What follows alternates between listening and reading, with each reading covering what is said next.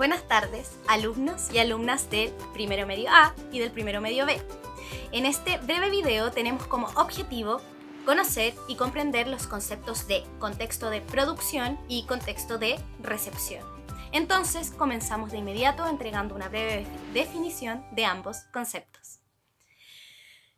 En primer lugar, nos preguntamos, ¿qué es el contexto de producción? El contexto de producción de una obra literaria, sea cual sea, va a ser toda la situación que rodea a la época en que esta obra fue creada. Esa situación puede estar relacionada con aspectos políticos, culturales, sociales, económicos, religiosos, etc. ¿Ok?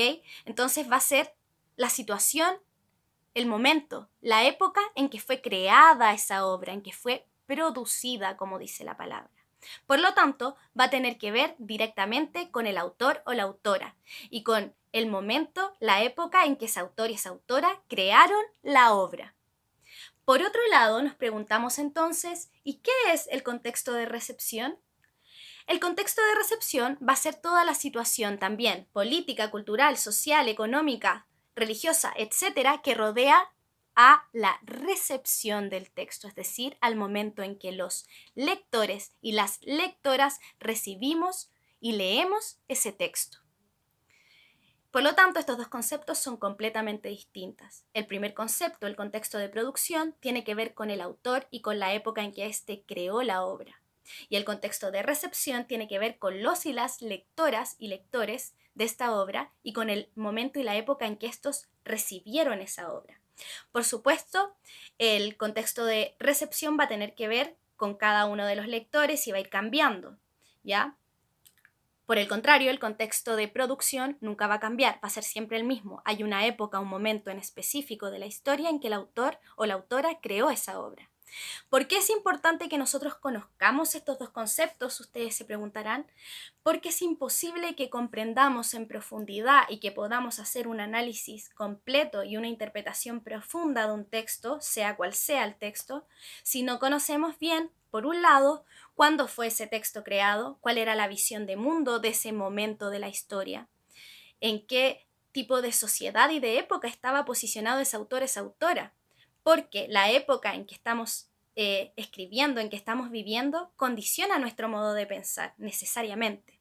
Y por otro lado, también es importante que consideremos nuestro propio contexto de recepción, o sea, el año, la época, la sociedad en que estamos leyendo determinada obra.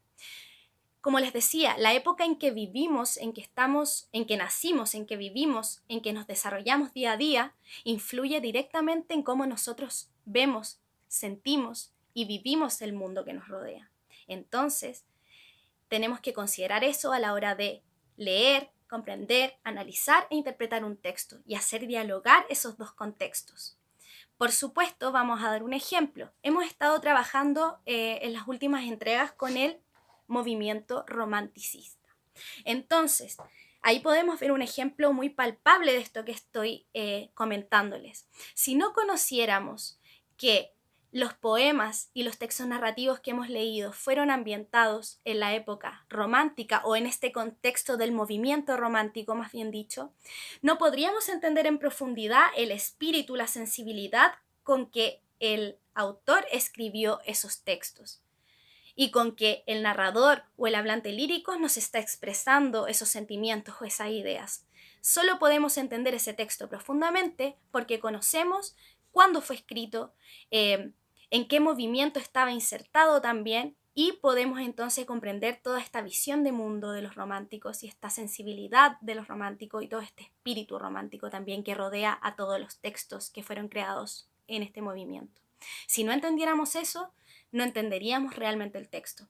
Asimismo, como estamos posicionados en el 2020, entendemos las obras románticas de una manera distinta a las que probablemente lo entendieron las personas de esa época, del siglo XVIII-XIX, y asimismo los entendemos de distinta manera como lo va a entender un lector o una lectora del año 3000, estoy inventando.